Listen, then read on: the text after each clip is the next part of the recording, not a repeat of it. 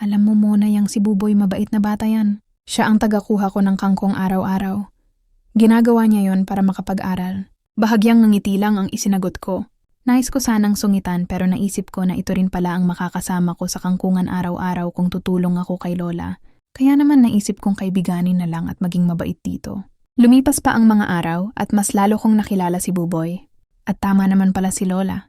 Mabait, masipag ito. Sa murang edad ay sanay na sa hirap ng buhay. Nagtatrabaho siya sa kangkungan para lang makapag-aral. Kalaunan ay naging malapit kaming magkaibigan. Halos siya din ang lagi kong kasabay sa pagpasok sa school at pag-uwi. Hatid sundo kami ng tricycle ng tatay niya, na si Mang Rene. Mona, may nagugustuhan ka na ba sa school natin? Or sa mga kakalasi mo? Minsan na itanong sa akin ni Buboy habang nasa bench kami at hinahantay si Mang Rene. Nasa edad 12 na kami nun. Ano ka ba, Buboy, ang bata ko pa para isipin yan, sagot ko. Anong bata 12 ka na parehas tayo. Ako kasi may nagugustuhan na saad nito. We, talaga sino naman yan ha, Buboy? Pakilala mo naman sa akin, sagot ko. Ayoko nga, secret lang yun, baka mamaya ipagkalat mo pa. Bakit ko naman ipagkakalat? Tsaka bakit kasi iniintindi mo agad ang ganyan? Diba nga sabi ni Mang Rene ay gusto niya makapagtapos ka ng pag-aaral? Crush pa lang naman, ala naman masama dun. Ska magtatapos ako ng pag-aaral, hindi ko bibiguin si tatay saad nito. Hay naku, bahala ka na nga. Magkagusto ka kung kanino mo gusto. Bakit parang galit ka? Siguro selos ka, no? Nakangising tanong pa nito na parang nangaasar. Patawa ka, Buboy, ba't ako magsiselos? Hindi nga kita type magsiselos pa, hahaha. Hindi ko siya type, yun ang sinabi ko kay Buboy. Pero ang totoo dahil sa nakikita ko na sipag at kabaitan niya. At isa pa ay gwapo rin siya ay para bang nagkakaroon ako ng espesyal na pagtingin sa kanya. At kung ano yun ay hindi ako sigurado. Basta ang alam ko lang ay masaya ako na lagi ko siyang kasama. Pakiramdam ko kasi ay lagi akong pinoprotektahan nito, lalo na sa school namin. Para bang nakatatandang kapatid ko siya, pero para sa akin ay espesyal yon. Pero syempre hindi niya dapat mahalata yon. Isa pa, mga bata pa kami at parehas kaming may pangarap. Isang araw ay dinalaw ako ni tatay at mayroon itong ibinalita. May malubhang sakit daw si Tita Elsa, ang nanay ni Joaquin. Hindi na daw ito nakakaalis ng bahay at hindi na din naasikaso ang negosyo. Kaya bihira muna daw siya makakadalaw. Okay lang naman sa akin yun, tay, naiintindihan ko naman kung hindi muna kayo madalas dadalaw saad ko dito. Ang totoo kasi nasanay na din ako na hindi palaging nakikita si tatay. Nalibang din naman ako sa pagtulong kay Lola at syempre kay Buboy. Kaya naman hindi ako masyadong apektado sakali man na mas dumalang ang pagdalaw ni tatay. Kamusta nga pala si Joaquin, tay? Na mga oras na yon ay nandun si Buboy sa bahay. Pansin ko na napatingin ito sa akin nang madinig ang pangalang Joaquin na kinamusta ko. Tumingin din ito kay tatay na para bang inaantay ang sagot. Ayun anak, binata na at napakagwapo. Talaga po, tay? Namiss ko na din po siya kahit lagi niya akong inaasar. Nakangiting saad ko kay tatay sabay tingin kay Buboy. Pansin ko ang pagsama ng mukha nito. Alam kong nagsiselos ito at yun naman ang gusto ko.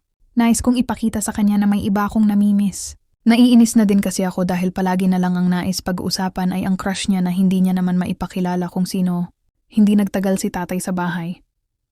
Unalim na din ito matapos akong kausapin at makapagbigay ng kaunting allowance ko at ilang mga pasalubong. Hoy, sino yung Joaquin na yon? Tanong ni Buboy pagkaalis pa lang ni tatay. Si Joaquin yun ang kasama ko dati sa bahay sa Maynila at kalaro noon. Ganun ba? Bakit sabi mo namimiss mo? Ano naman kung namimiss ko? Kala ko ba lagi kang inaasar, bakit namimiss mo? Bakit ba ang dami ng tanong?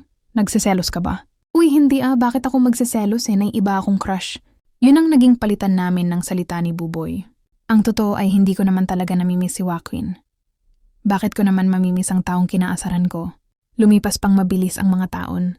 Parehas na kaming nasa high school ni Buboy nang sabihin niya sa akin na yung crush daw na si inasabi niya noon ay ako. Ako? Nagbibiro ka ba? Tanong ko sa kanya. Hindi bakit naman ako magbibiro, alam mo na gusto kita. Gustong gusto kita pagtatapat ni Buboy. Bahagya akong pinamulahan ng muka. Alam ko kasi sa sarili ko na gusto ko din ito. At hindi na lang yun simpleng paghanga. Hindi ko alam ang dapat kong isagot ng mga oras na yun. Kinikilig ako na kinakabahan.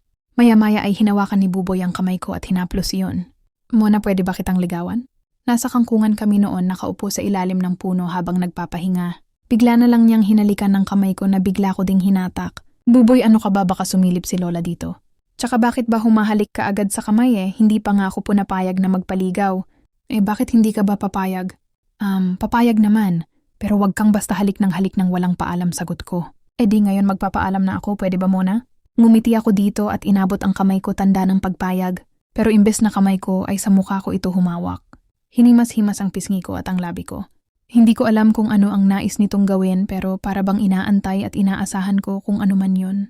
Ito ang gusto kong halikan sabay himas ng daliri niya sa labi ko. Hindi ako sumagot, nakatitig lang kami sa isa't isa. Inilapit nito ang mukha niya sa mukha ko. Alam ko na ang susunod niyang gagawin pero imbesi na tumutol ay pumikit na lang ako. Bahagya akong napaigtad nang bigla na lang ako nitong halikan. Nabigla man ako ay hindi na rin ako nakatanggi pa. Tinugon ko na lang din ang halik niya. Aaminin ko masarap ang unang halik na iyon. At parehas na kaning nadala, nasa ganong tagpo kami nang bigla na elang madinig namin ang boses ni Lola. Mona Buboy, halina kayo at kakain na tayo. Bigla kaming napatayo sa pagkakasalampak sa kangkungan. Ano Buboy, madami ka bang napitas na kangkong, tanong ni Lola? Kaunti pa lang po Lola, sumakit po kasi ang tiyan ko. Pagdadahilan ni Buboy. Ang hindi alam ni Lola ay imbes kasi na kangkong ay melon ko ang gustong pitasin. Hang kumakain kami ay panayang kindat ni Buboy na para bang nanunukso. Mula nga noon ay naging malakas na ang loob ni Buboy na gumawa ng moves para maulit iyon. Madalas na akong nakawan ng halik nito kapag si Lola ay nalilingat ng konti. Iyon ang edad ng kapusukan namin. Kaya ang dating halik lang ay mas naging higit pa doon. Kaya naman kapag may pagkakataon ay ginagawa namin yun. Wala na akong maitatago pa kay Buboy. Halos lahat at nakita na niya at ganun din ako sa kanya. Pero ay may isang hiling siya na ni minsan ay hindi ko napagbigyan. Yun ay ang tuluyan ko na isuko ang bataan. Sa makatwid ay hindi pa siya nakaka-score sa akin.